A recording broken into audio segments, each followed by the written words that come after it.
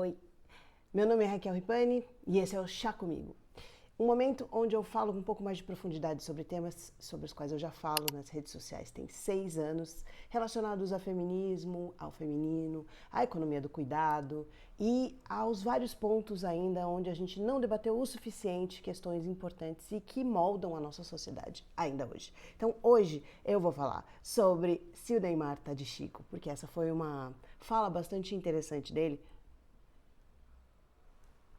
que não qualifica como crime, apesar de ser de péssimo gosto, e que é um ótimo fiozinho para a gente puxar um assunto bem mais interessante e longo sobre o estigma da menstruação, o estigma do próprio útero, da onde vem esse medo todo. Eu uso uma abordagem bastante simbólica, junguiana, arquetípica aqui, porque como contadora de histórias e atriz, eu vejo o quanto essa simbologia está por trás da grande maioria das histórias que a gente conta todos os dias. Eu vou usar algumas fontes hoje, uma delas é um artigo da BBC, da Rachel Gillibrand, onde ela estuda a história do estigma da menstruação e por que que isso acontece.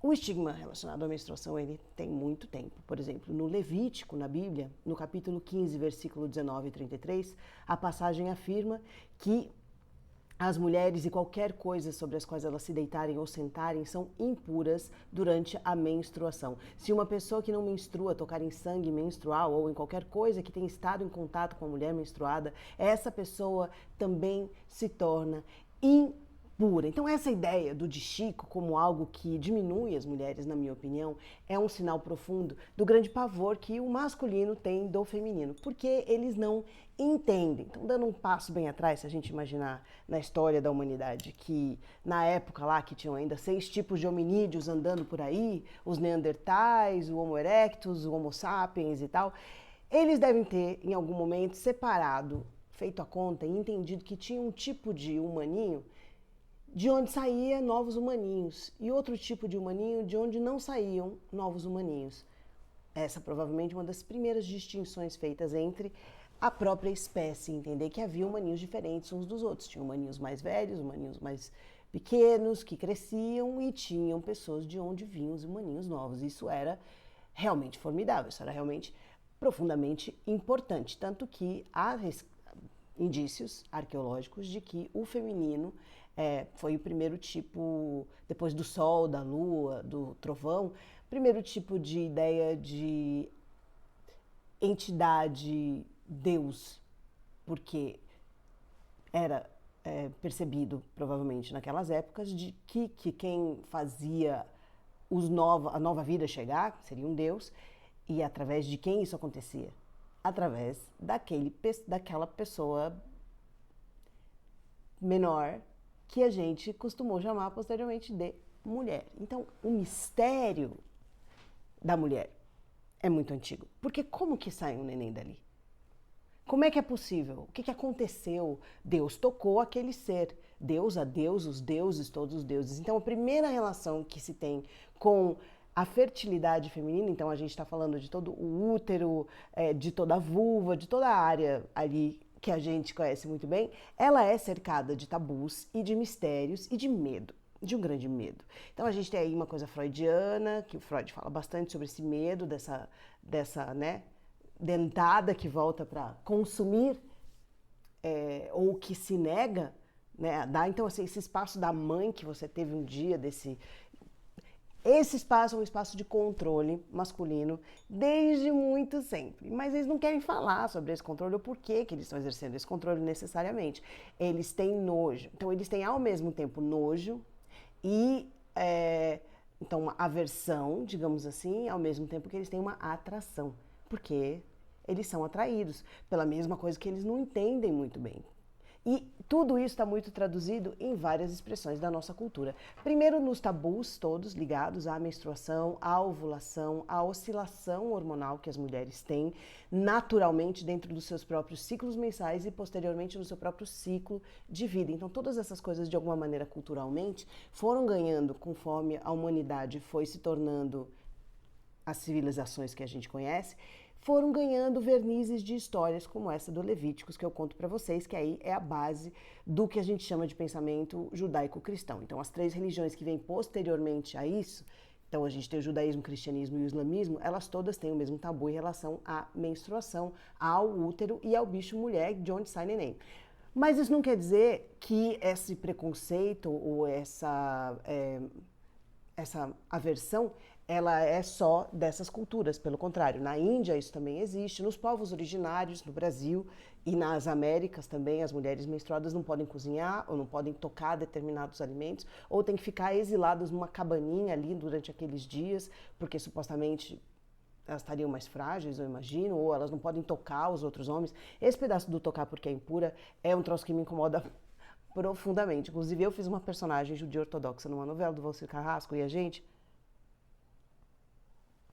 fez uma preparação com um rabino queridíssimo chamado Yossi, que explicou porque os judeus ortodoxos, os homens não tocam mulheres, nenhuma mulher, eles nunca tocam numa mulher, que não é a esposa deles, porque, eu não sabia isso, descobri nessa interação com ele, exatamente porque eu fui pegar uma água para ele, teve aquela coisa de não pegar no copo para não tocar na sua mão, o que para mim não é um rolê, mas para ele era, e eu perguntei por quê, e ele explicou, não, é porque a gente não pode tocar numa mulher que esteja menstruando, e como não é exatamente educado você perguntar para qualquer mulher que você encontra na rua, oi, você tá de Chico? Você tá menstruando? Não se fala mais de Chico, evidentemente, eu estou usando essa frase para votar no Neymar, porque eu não esqueci essa ofensa, mas você não pergunta para uma mulher se ela tá menstruando, aliás, você também não pergunta se ela tá de TPM, isso é só um sinal de que alguém é uma pessoa desrespeitosa, uma pessoa que não sabe respeitar o espaço do outro, mas enfim. Como nos pergunta, um homem que é judeu ortodoxo não toca nunca nenhuma mulher. Inclusive, a própria esposa dele, quando estiver menstruada, não pode tocar nele, ele não pode tocar nela. O que dura 15 dias. Ela só pode ser tocada por ele de qualquer maneira, tipo para pegar um chá, para dividir um papo, enfim, qualquer coisa, morando junto com a pessoa, é depois que ela for, depois que acabar a menstruação, passar pela mikvah, que é um banho ritual na sinagoga lá fundo a mulher reza e aí agora ela não tá mais impura. Então ele disse isso pra mim, ele falou assim, não, eu não posso tocar porque quando a mulher tá menstruada ela tá impura. Aí minha cara deve ter feito alguma coisa, porque imediatamente ele se remedou, ele disse assim, não, não é suja, é impura. E aí eu disse, claro, muito melhor. Eu me sinto muito melhor. E voltando então à questão do Chico estar ligado ao chiqueiro. Porque essa é a questão, ser impura ou suja. Então a mulher, ao mesmo tempo que é divina, ou seja, traz vida nova ao mundo, a mulher tem oscilações hormonais que o homem não entendeu e não quer entender, né? Então fica meio assim, ela é suja uma parte do mês, mas a gente quer ela no resto do mês.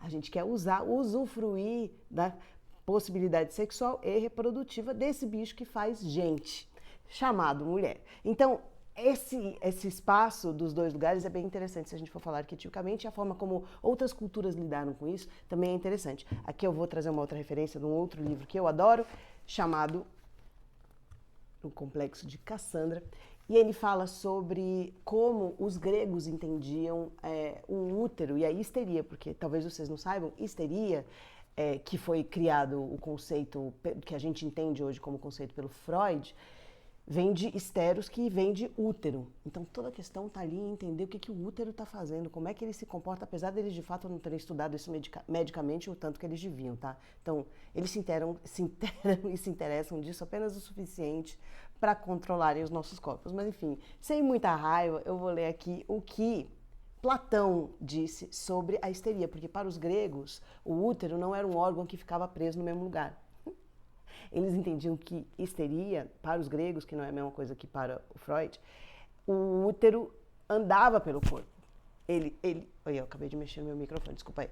O útero se movia pelo corpo, e aí quando ele se movia pelo corpo, a mulher estava doente. Então eles tinham uns banhos onde eles faziam uma espécie de erva, queimavam umas ervas num banho, assim, não era de assento, mas tinha um buraco ali, você sentava ali, e aí chamava o seu útero de volta para o lugarzinho onde ele tinha que estar, porque quando ele passeava, ia para sua cabeça, ia para o seu braço, por exemplo, sei lá, aí a mulher ficava descompensada, e aí era uma doença, histeria.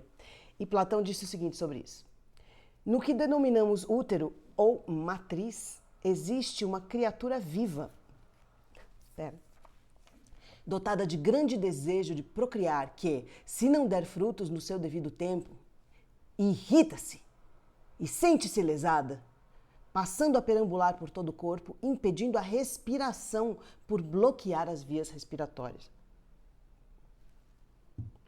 Uau! Causando à paciente extrema angústia e desencadeando um sem número de distúrbios. Documentos médicos egípcios de 1900 a.C., o mais antigo deles, o Papiro de Karun, trata especificamente da histeria, que descreve como uma doença feminina causada pela fome do útero ou por seu deslocamento ascendente, com consequente compressão dos outros órgãos. Os esforços médicos de então optavam por nutrir o órgão feminino, faminto, ou por devolvê-lo à sua posição original. Para atrair o útero, as partes eram fumigadas com substâncias raras e perfumadas, ou então substâncias desagradáveis ao palatar ou ao olfato, que eram ingeridas ou aspiradas, a fim de causar repugnância ao órgão e deslocá-lo da parte superior do corpo para onde, acreditava-se, ele havia se encaminhado. Isso são documentos que mostram que é isso. Eles achavam que o útero era um troço, um organismo vivo, né? Uma criatura viva e dotada de grande desejo de procriar. Então, se a mulher não tivesse sempre prenha, grávida, era um problema, porque ela ficava o quê? Louca. Que nos leva um pouco ao Freud, porque a ideia da histeria também tem muito a ver com repressão sexual. O Freud, durante as suas pesquisas, isso na época vitoriana, no século XIX... É isso, né, gente? Na época vitoriana, ou século XX, ele estava ali. Ele estava pesquisando exatamente o que acontecia, porque ele encontrava muitas pacientes mulheres que tinham questões severas de paralisia, de cegueira, de surtos, de tacar coisa. Imagina, coitadinhas, elas estavam ali presas num ambiente absolutamente repressor, e elas tinham maneiras de lidar com a repressão de formas que, como elas não podiam escapar daquilo, que elas às vezes ficavam, tipo, presas numa cama, e ele foi descobrindo que tudo isso tinha a ver com repressão sexual. E aí, por isso, ele coloca o nome de histeria, porque o problema era o útero não estar ali alimentadinho. Então, de novo, o útero é uma fonte de enorme preocupação, de enorme tensão, de enorme má informação, se a gente for olhar durante os séculos, e como lidar com o que acontece quando a mulher menstrua. Por que ela menstrua? O que acontece? Qual que é essa oscilação hormonal? E assim, é realmente algo muito mágico. É mágico. A gente tem uma oscilação hormonal durante a nossa vida que homem não tem, eles não têm ideia de como funciona. Você está ovulando, aí a temperatura do seu corpo aumenta um pouco, e aí depois daquilo você vai ter a TPM um pouco, você pode ter sintomas graves, ou um pouco de desconforto, ou muito. E depois você vai sangrar durante vários dias, e depois você vai, enfim, e esse ciclo infinito conectado com a maré e com a lua. Quer dizer, tem uma frase que eu acredito que seja de Tom Jobim, que ele dizia: eu não confio em nenhum animal que sangra dias e não morre. E eu acho que tem uma raiz de desconfiança mesmo, e de medo de tudo que vem do feminino por conta disso. Então, uma forma de lidar com isso é controlar, evidentemente, e a outra forma é diminuir. Essa forma de diminuir está ligada a essa expressão "está de chico". Por quê? Porque você sangra, o sangue fica meio pisado, tem um sangue meio escuro, é uma questão higiênica que você tem que ficar trocando, lavando, dá um trabalho, e eles não têm isso. Quer dizer, eles têm as descargas fisiológicas deles lá, que, vamos dizer, se ficar em contato com o ar durante muito tempo, cheirosa não vão ficar. Mas a gente não tem nenhuma expressão que diga isso, mas eles têm uma expressão que diga que a mulher, de alguma maneira, está impura, está suja, está fedida, está de chico, está ligada a um chiqueiro. Tem que estar distante de nós, bons homens, que não vamos ser contaminados pelos humores que vêm do útero feminino. Bom, falando um pouco mais sobre a história do estigma da menstruação, no século VII depois de Cristo, Santo Isidoro de Sevilha levou ainda mais longe as acusações de Plínio, falando sobre a questão da menstruação, dizendo que, se forem tocadas pelo sangue da menstruação, as colheitas deixam de brotar, o vinho não fermentado azeda, as plantas murcham e as árvores perdem seus frutos. Impressionante.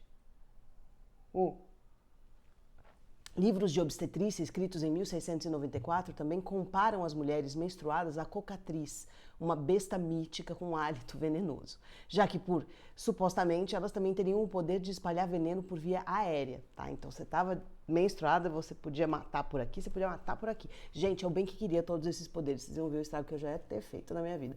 Infelizmente, as discussões sobre a menstruação continuaram a reforçar a vergonha em torno do tema ao longo dos séculos 20 e 21, pintando o fluxo como algo constrangedor que a gente devia esconder.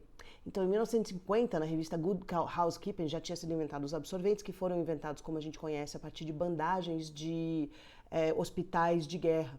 As enfermeiras usavam aquilo para conter o fluxo e poderem continuar no trabalho, e é algo que foi evoluindo para o que a gente tem hoje, porque antigamente as mulheres lavavam um tecido e tinham que trocar esse tecido várias vezes para terem, enfim, quando tinha isso, porque as mulheres na época medieval sangravam nas saias mesmo, enfim, e eu nem imagino, porque ninguém tomava banho naquela época, nunca, então realmente devia ser puxado. Mas o estigma não foi embora. Os próprios anúncios de absorventes, eles não mostravam o que tinha dentro. Os próprios testes de absorvente, essa é uma informação que eu acho muito interessante.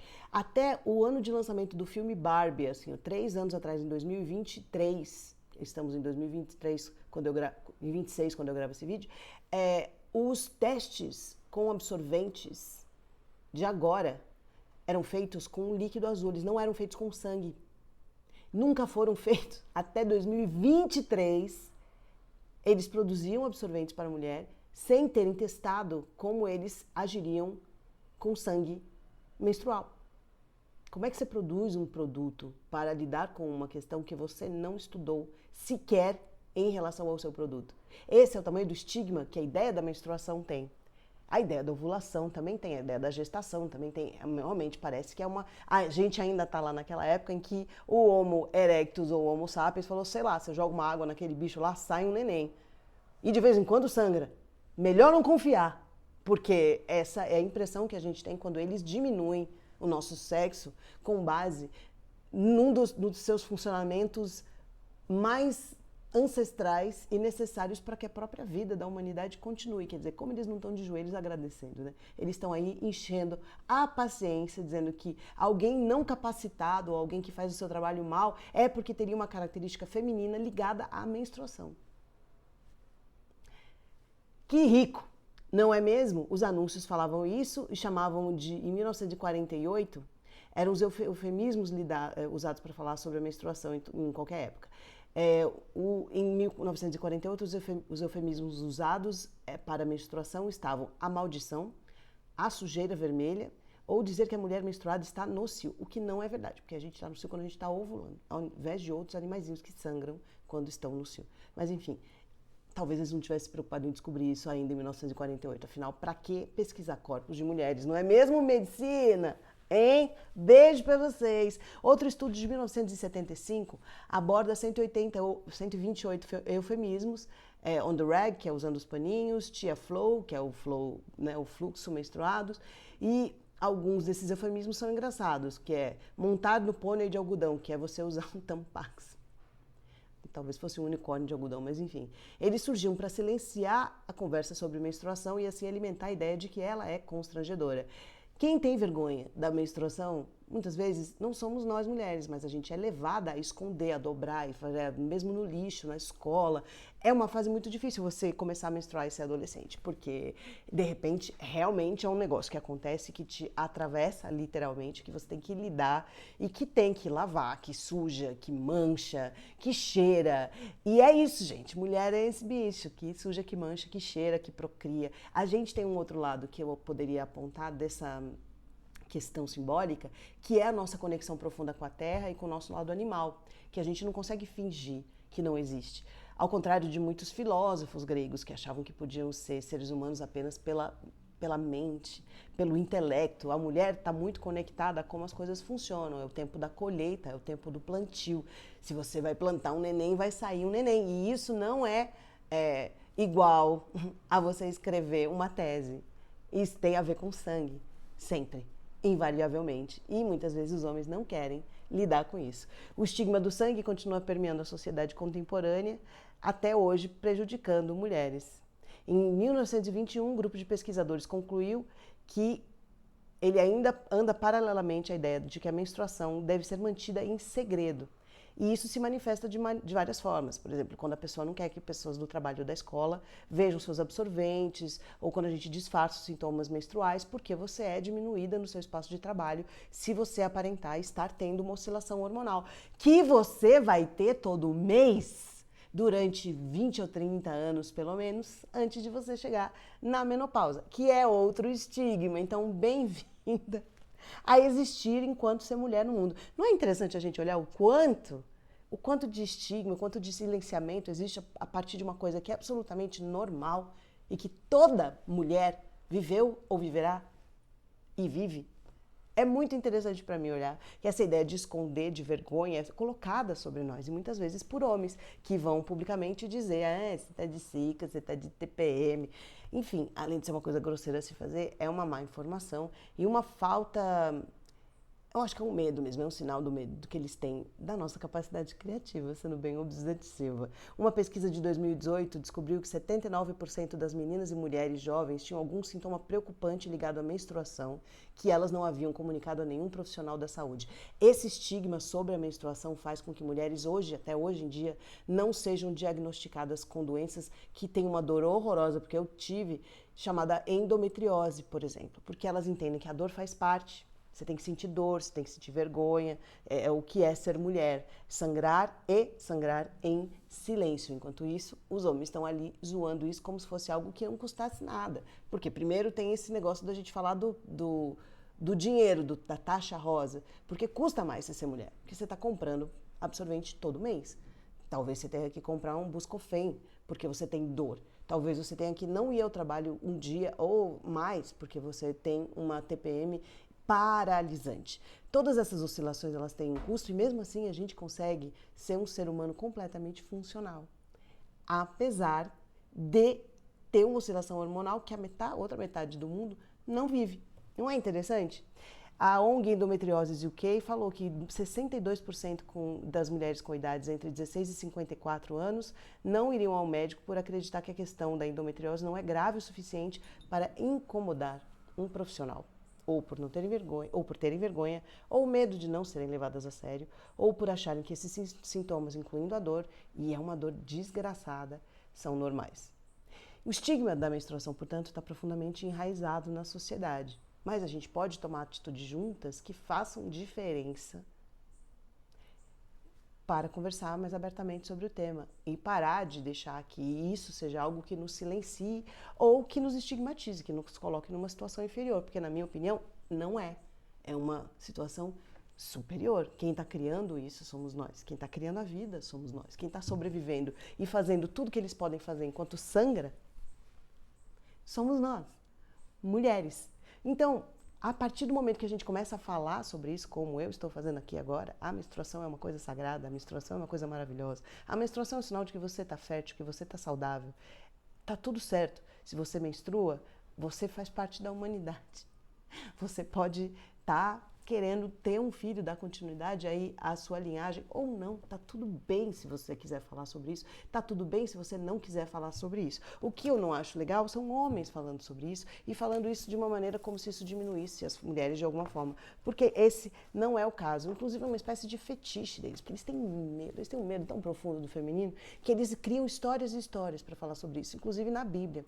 Tem uma parte aqui desse outro livro que eu adoro e é a última parte desse vídeo, onde ele fala sobre as mulheres, as partes íntimas das mulheres como objeto de fetiche, que geram esse medo tamanho nos homens, inclusive medievais, porque esse é um livro sobre contos de fadas, então da simbologia arquetípica deles, onde ele relaciona uma história da Bíblia, que é a da Rainha de Sabá.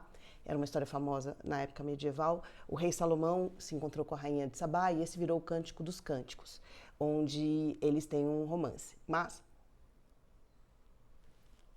uma história medieval sobre isso conta que a Rainha de Sabá não podia pisar numa ponte para chegar até o rei Salomão. Ele teria feito isso de propósito, tal, e ela tem que levantar as saias para poder passar pela água, porque ponte seria feita da madeira da cruz de Cristo e ela era pagã, ela não era cristã. E aí ele vê as pernas dela. E supostamente as pernas dela seriam peludas. E aquilo dá um frisson, isso é objeto de várias pinturas medievais, inclusive. Mas não só isso evoluiu para um outro mito de que ela teria um pé de ganso ou um pé de dragão, sei lá, de lagarto, um pé de um bicho que não humano.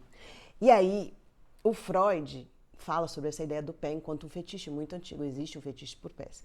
E Freud diz o seguinte: o piso, vou voltar no livro, o piso diosaico de Otranto, com as imagens da rainha de pé anômalo, as ondulações serpentinas e tentaculares do pólipo e a sirene exibicionista, antecipam a identificação freudiana da medusa, de cabelos de serpentes, com os genitais femininos. Essa coisa que você não entende muito bem o que é, que parece meio do mar, meio da terra. Freud também analisou o simbolismo dos pés na prática e na imagética sexuais com a seguinte perspicácia. O pé deve sua preferência como fetiche ou parte de um fetiche à circunstância de um menino curioso espiar os genitais femininos de baixo, estando abaixo das pernas da mulher. Peliça e veludo, como a muito se suspeita, são fixações causadas pela visão dos pelos púbicos, que deveria ter sido seguida pela ansiada versão do membro feminino. A substituição eufemística, bem como fetichista, ocorre muito cedo. O serafim de Isaías tem 6 asas, 2 para cobrir seus rostos, 2 para cobrir os pés e 2 para voar. Isaías 6:2. Mas como nota a Bíblia de Jerusalém, pés, no caso, representam órgãos sexuais. Quer dizer, esse medo todo para cobrir, por medo que a mulher seja... por medo dos órgãos sexuais femininos. Aqui uma representação de um demônio, que eles diziam na época medieval, é um demônio, né, como você pode ver. Eles diziam que um demônio não conseguiria vir para a Terra sem ter algum pedaço de si monstruoso. Interessante, né, a simbologia desse livro. E na Europa ocidental e setentorial, a mulher ganso, a mulher cegonha e a mulher pássaro pertencem a uma trama de associações perversas ricamente entretecida, e esta nos leva ao coração do romance medieval e a sementeira dos contos de fadas. Então, muitos contos de fadas têm a ver com isso, e se a gente for pensar na própria lenda de que os bebês vêm dos gansos, que é a mamãe ganso que os traz, a gente pode entender como eles realmente acabam tentando lidar com esse pânico, com esse medo das partes íntimas femininas e da mágica que elas fazem, de formas que acabam se tornando lúdicas e curiosas séculos depois. Minha última fala aqui sobre isso é no Alto Sacramental Medieval. Mary de Nimmengen, Mary of Nimmengen, por exemplo, o pretendente demoníaco e caolho da heroína lhe diz: não está em nosso poder, demônios do inferno, encarnarmos sem algum pequeno defeito aqui e ali, seja na cabeça, nas mãos ou nos pés. As mulheres são muito associadas ao mal, à culpa, ao pecado original. E muito disso tem a ver com a própria anatomia da mulher. Inclusive, o próprio sangramento menstrual é associado a uma punição por ter sido de Eva a culpa pelo pecado original. Supostamente Deus teria dito: pagarás com sangue. E assim continuamos pagando até hoje, com sangue e com estigmatização, que eu acho completamente errado. O que você acha?